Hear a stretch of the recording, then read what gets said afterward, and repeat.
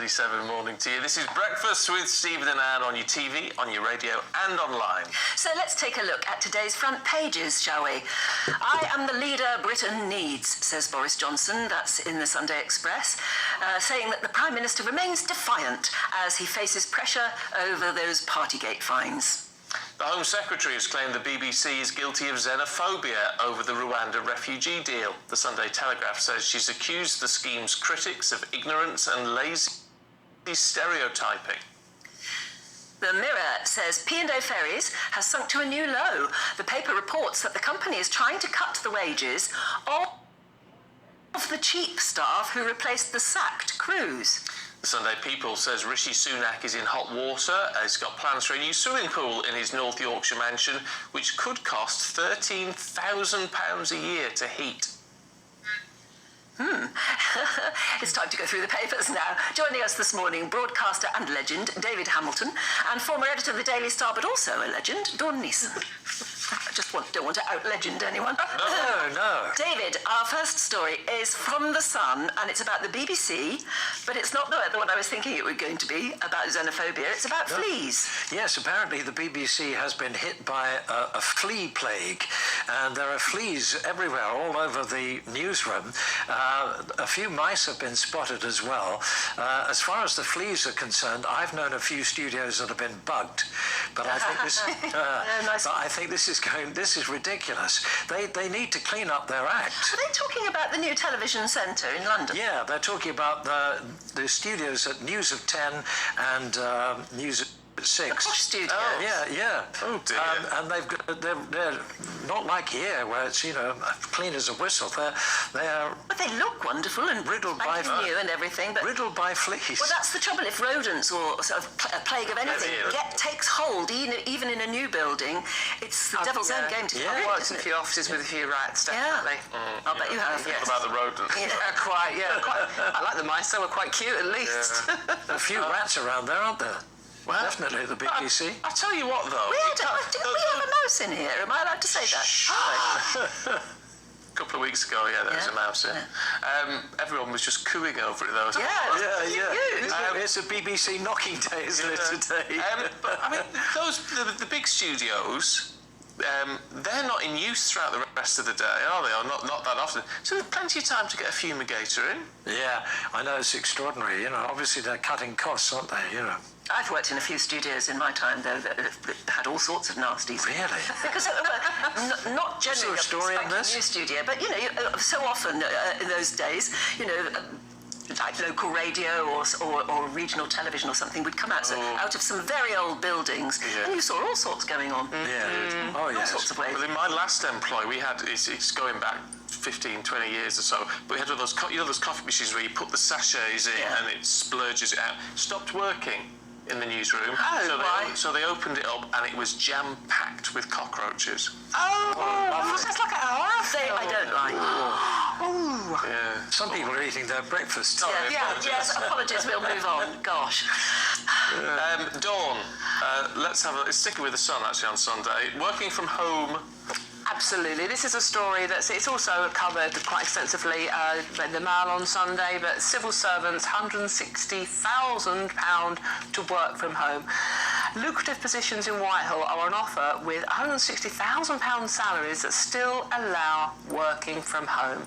There are 21 highly paid London roles being advertised, including roles at the Ministry of Defence and the Home Office, including, and this is my particular favourite, positions including levelling up directors, which are to level up on £144,000 a year. And this is at the same time as we have our Jacob Rees-Mogg literally going round the offices, and if there's no civil servants working in them, they're saying, right, we're not paying the lease anymore, we can't have you all working from home. The taxpayers are funding these expensive offices. If you don't need them to work it, we'll save money that way. So I can see his point, but these ridiculous salaries for working from home. Well, hang on, you're paid for the job you do. If you can do the job from home, then is that really so ridiculous? Quite clearly can't, Anne. I mean, we're looking right now at the note that Jacob Rees-Mogg left behind on people's desks, or as you can see there, I think it's pinned up on the wall, saying, "I'm so sorry I missed you when I came to visit. I have." I look forward to seeing you in the office very soon, with every good wish.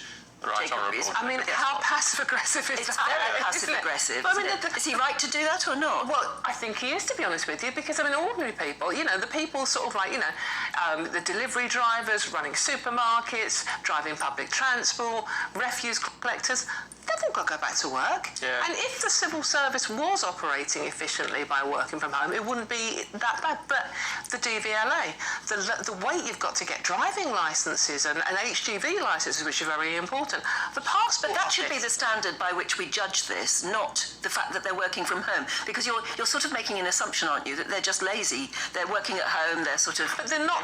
They don't seem to be as efficient, and I think it's better for younger workers as well to actually be able to Have that environment. to learn from. I sort of agree with that, though. Lee's been in touch. Morning, Lee, who says a positive from the pandemic has been working from home.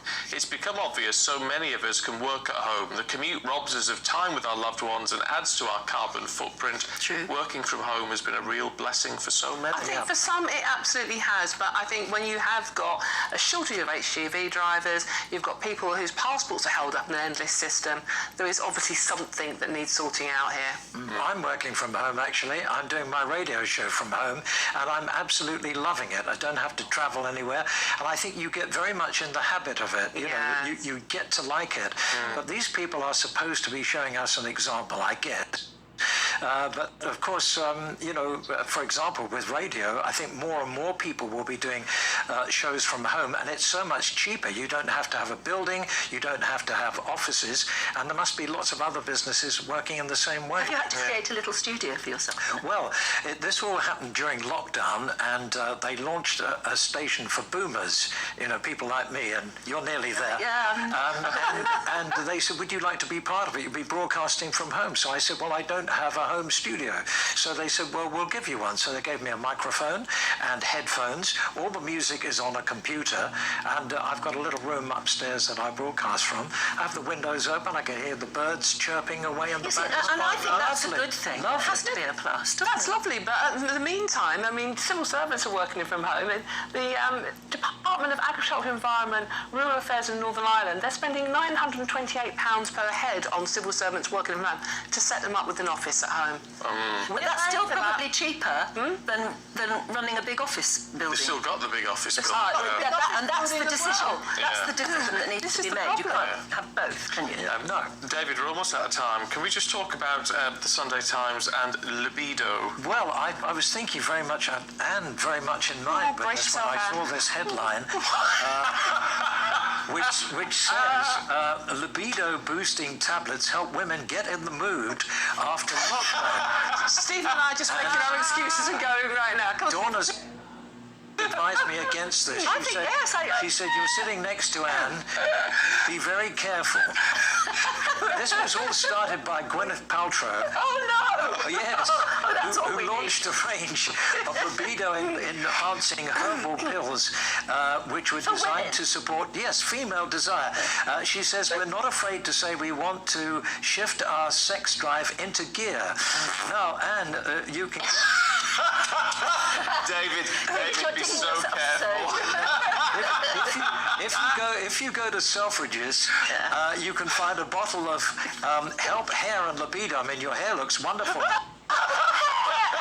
help your libido as well. And by the way, only 30 quid. It's a bargain. It's a cheap night out, I isn't would, it? if I were you, I would get a year's supply. But Harrods have a, if you're going up market a little, Harrods have a libido enhancer that will cost you 240 quid. Go on, go for it, girl. Go for it. I don't need a libido. Oh! Frankly, what's in it? What's in it? You looked up what I did look what... Yeah, if you delve into the It's article, Gwyneth it will tell. Paltrow It will has tell you what's in invented it. It's turmeric, Yeah, turmeric is very good for you. fenugreek, pine bark from Yeah. France, green tea, broccoli, kale, zinc and magnesium. Yeah. Well, I could just do that by making a soup. I'm just going to have Sexy soup. I'm just going to have a bottle of champagne instead. Thank you very much. It's got to do the trick more. I was surprised to find that the population expansion that we expected during lockdown didn't actually happen.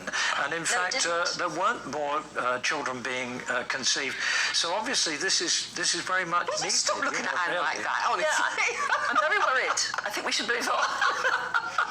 Yes. Well, really? I've done your bit, yeah. You've got a cheeky glint. He has one. I'm not going to be back, am I? Oh, right, we are leaving it there. For those of you listening on the radio, David has a twinkle in his eyes. Oh, he really does. Yeah. He does. A spring in his step. Life in the old dog year. Oh, quite right, too.